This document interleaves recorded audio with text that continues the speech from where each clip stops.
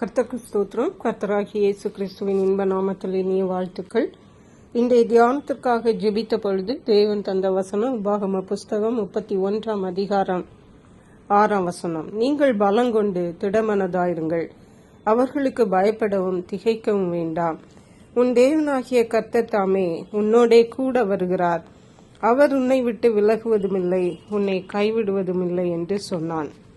நம்முடைய கர்த்தராகிய இயேசு கிறிஸ்து நம்மை விட்டு விலகாத தேவன், நம்மை கைவிடாத தேவன். அப்படியானால் அவர் எப்போது நம்மோடு கூட இருக்கிற தேவன். அவர் நம்மை தனியே இருக்க விடுவதில்லை. ஆகவேதான் இந்த வசனத்திலே இவ்வாறாக சொல்லப்பட்டிருக்கிறது, அவர் உன்னை விட்டு விலகுவதுமில்லை, உன்னை கைவிடுவதுமில்லை, கர்த்தர் தாமே உன்னோடே கூட வருகிறார். இது கர்த்தரின் தாசனாகிய மோசே இஸ்ரவேல் ஜனங்களை பார்த்து, யோசுவாவை பார்த்து சொன்ன வசனம். நீங்கள் பலங்கொண்டு திடமனதாயிருங்கள், கானானுக்குள்ளே போகும் பொழுது உங்களுக்கு எதிர்த்து வருவார்கள், ஆனாலும் நீங்கள் பலங்கொண்டு திடமனதாயிருங்கள், அவர்களுக்கு பயப்படவும் திகைக்கவும் வேண்டாம், கர்த்தர் தாமே உங்களோட கூட இருக்கிறார் என்று சொல்லி, தேவன் உங்களை விட்டு விலக மாட்டார், உங்களை கைவிட மாட்டார் என்று சொல்லி வாக்கு பண்ணினதை பார்க்கிறோம். அப்படித்தான் நம்முடைய தேவன் இன்றைக்கும் இருக்கிறார். தேவனுடைய பிள்ளைகளாகிய நம்மை தேவன் ஒருபோதும் கைவிட மாட்டார். அவர் நம்மை தனியே இருக்கிறதற்கு அனுமதிப்பதே இல்லை. ஆகவே தான் சொல்லுகிறது, அவர் உன்னை விட்டு விலக மாட்டார் என்று.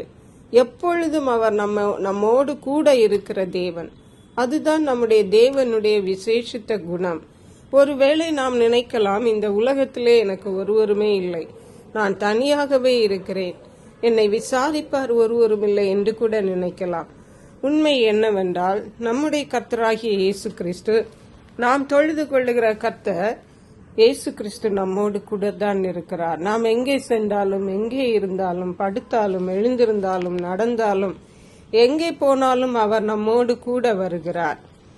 சங்கீதங்களின் புஸ்தகம் 91 சங்கீதம் 15 வசனத்திலே சொல்லப்பட்டிருக்கிறது, அவன் என்னை நோக்கி கூப்பிடுவான், நான் அவனுக்கு மறு உத்தரவு அருளி செய்வேன், ஆபத்தில் நானே அவனோடு இருந்து அவனை தப்புவித்து அவனை கனப்படுத்துவேன். அல்லேலூயா. ஆபத்து வேளைகளில் கூட அவர் நம்மை கைவிட மாட்டாராம். அவர் நம்மோடு தான் இருப்பாராம். ஆபத்து வேளைகளில் மனிதர்கள் நம்மை கைவிடலாம், ஆனால் கர்த்தர் நம்மை ஒருபோதும் கைவிட மாட்டார். ஆபத்தில் நம்மோடு கூட இருந்து நமக்கு உதவி செய்து நம்மை தப்புவித்து கனப்படுத்துகிற தேவன். அல்லேலூயா. மத்தேயு எழுதின சுவிசேஷம் 28 அதிகாரம் 20 வசனம் சொல்கிறது, நான் உங்களுக்கு கட்டளையிட்ட யாவையும் அவர்கள் கை கொள்ளும்படி அவர்களுக்கு உபதேசம் பண்ணுங்கள், இதோ உலகத்தின் முடிவு பரியந்தம் சகல நாட்களிலும் நான் உங்களுடனே கூட இருக்கிறேன் என்றார். ஆமென். ஹல்லேலூயா. அருமையான கர்த்தருடைய பிள்ளைகளை, இன்றைக்கு நாம் தெரிந்து கொள்ள வேண்டியது என்னவென்றால், இயேசு கிறிஸ்து சொல்லுகிறார், உயிர்த்தெழுந்த இயேசு கிறிஸ்து வாக்கு பண்ணி இருக்கிறார், இதோ உலகத்தின் முடிவு பரியந்தம் சகல நாட்களிலும் நான் உங்களுடனே கூட இருக்கிறேன் என்று. ஆகவே அருமையான கர்த்தருடைய பிள்ளைகளை, நீங்கள் யாராயிருந்தாலும் சரி, நீங்கள் எப்படிப்பட்ட சூழ்நிலையில் இருந்தாலும் சரி, தேவன் உங்களை ஒருபோதும் தனியே விடுவதில்லை. அவர் உங்களோடு கூட இருக்கிறார். இதை நாம் உணர்ந்து கொள்ள வேண்டும், இதை நாம் அனுபவிக்க வேண்டும். அவருடைய பிரசன்னத்தை நாம் தெரிந்து கொண்டு அவர் நம்மோடு கூட இருக்கிறார் என்ற ஆழமான உணர்வு நமக்கு வேண்டும். அதற்கேற்ற கிருபைகளை தேவன் நமக்கு தந்தருளுவாராக. ஜெபிப்போம். எங்களை கிருபை நேசித்து பாதுகாத்து வழி நடத்துகிற எங்கள் அன்பின் தகப்பனே, ஆசீர்வதிக்கப்பட்ட இந்த நல்ல நாளுக்காக நன்றி. இந்த வேளையிலும் அவர் உன்னை விட்டு விலகுவதுமில்லை, உன்னை கைவிடுவதுமில்லை என்று சொன்னது போல, கர்த்தர் எங்களை விட்டு விலகாமல் எங்களோடு கூட இருக்கிறபடியால் நன்றி. நன்றி. பரிசுத்த ஆவியானவரே, துதி கன மகிமை உமக்கே செலுத்துகிறோம். இயேசு கிறிஸ்துவின் இன்ப நாமத்தில் ஜெபிக்கிறோம் எங்கள் அன்புள்ள பரமபிதாவே. ஆமென்.